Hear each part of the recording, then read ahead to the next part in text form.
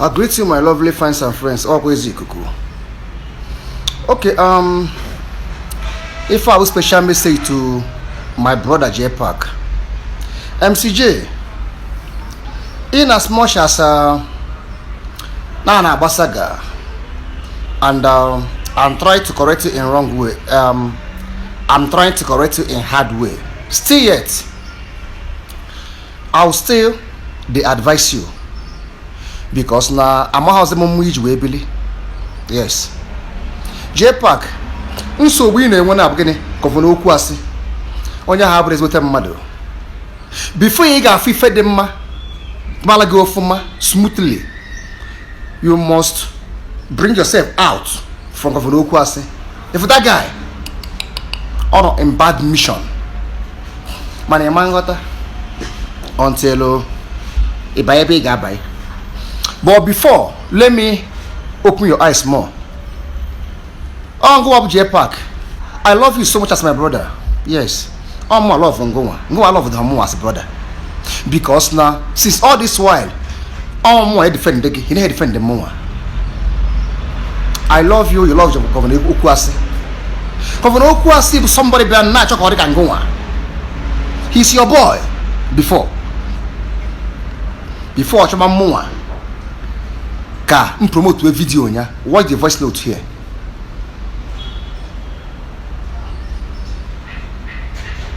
Akano fada amara. O mesia ola nyukwu aha ba mu we me. He give me some information. Iji we mebie the government nga okpala. Emehomie atohon the video. Mandi nko wotara mgba anwa ka nwolu mebie ndị Zion ministry atụghọm ya mgbe anwa opuzemiti ngụnwa bụ ya false information about me unu were mebie n'ihu akwụkwọ o were gbara followers olofuzie na followers nwere ife eji eme n'ihu akwụkwọ na-eji eme ife ezi afa ka ego unu form gang ilofuzie na na-eme anụ na-eli onye ụsọ onye etiti a na-aṅụlị olisi onye ụsọ olibo onye etiti. Gọvanọ Eziokwu is your problem. Ọ bụrụ oge echi njaka. Ọ bụrụ nwere uche the same Gọvanọ Eziokwu bụ onye ịkọlụ maka amara your ex-girlfriend ịtọwala ime. Gọvanọ Eziokwu buru that matter pụta na Facebook na-akpọ the girl achawo unu tele ime nwa dị ime ọmụmụ unu tedi nwa ime ọkwa alụ ka ọ bụ eje were eje court nwa na nga. This guy pụta na online na-ekwu Gọvanọ Eziokwu ifele eme ha ụnụ ị ka na-akpọ ezigbote mmadụ. The same person sị na ndị dibịa adịghị mma ma nọọ gị kpa eje nke man pass man before o mesịrị kọlụ m ya n'ụzọ ebe ịgwọ ọgwụ. The same person mesịrị wee sị gị na-akwa ọkọ abụrụ mmadụ na nke a abụọ mmadụ nke a abụọ mmadụ. The same person want to spoil you.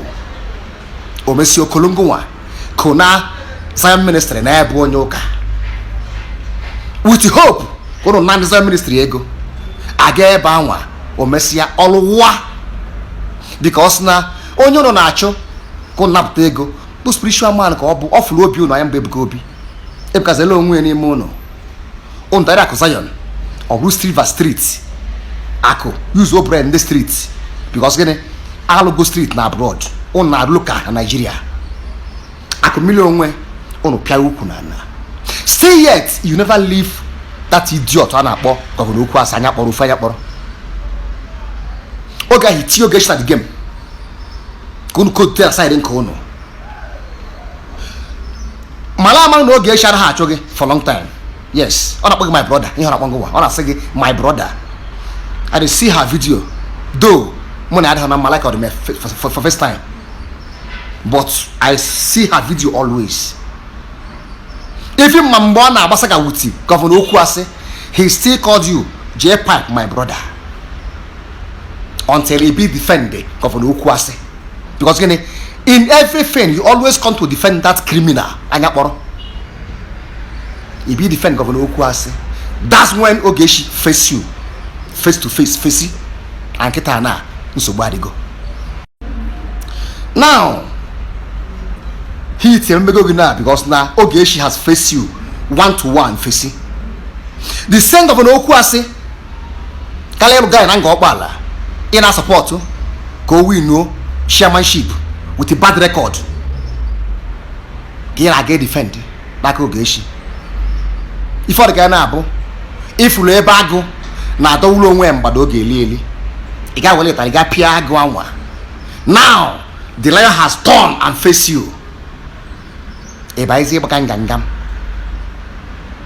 Nchokoni weluche. Kemata no that governor Okwasi na emegi.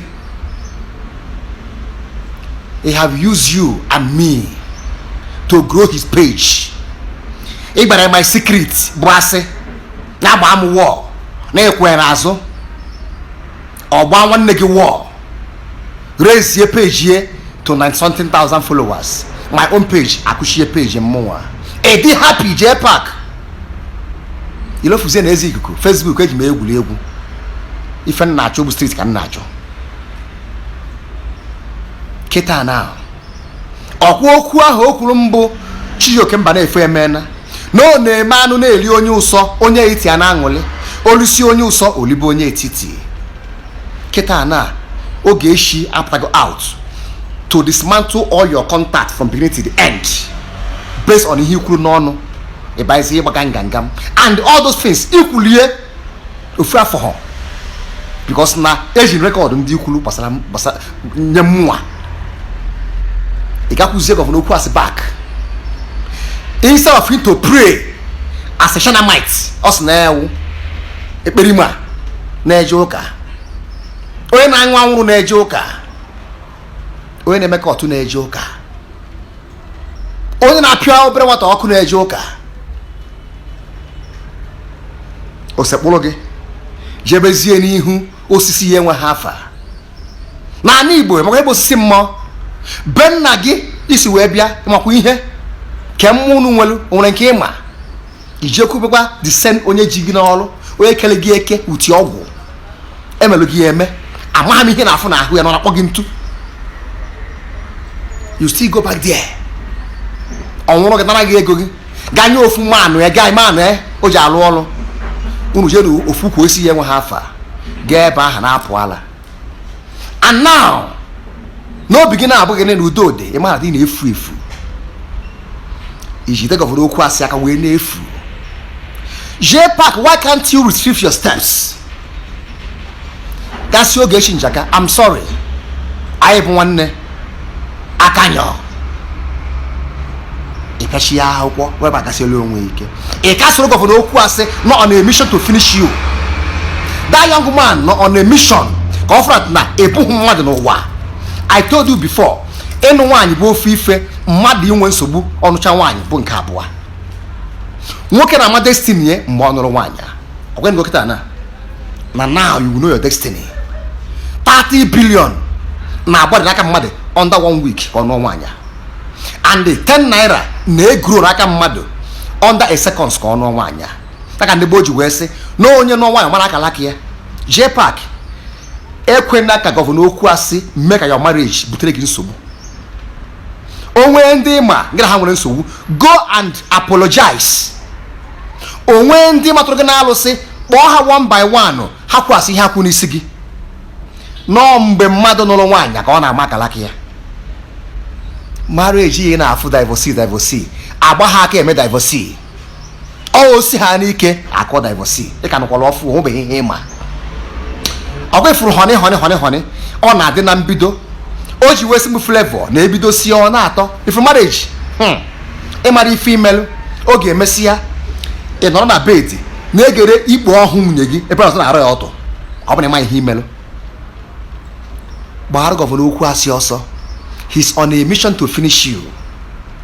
Ọ pụ bụrụ na ịma hụ ife maka nke ịma atọrọ gị atọ mmụọ ga mmụọ. Ịbụ my brother, I nurture you. Ọ mụnwa bụ onye izinyere gị mic na stage na Kukat Hotel Lagos mgbe m mere show ị bịa na ama jijiji. I build you to be a lion, but today ị na-eche n'oge emesi karịa mụnwa as a lion. Never. Ebe mbala ma mba wuye. It's a matter of time ka mbata ụlọ.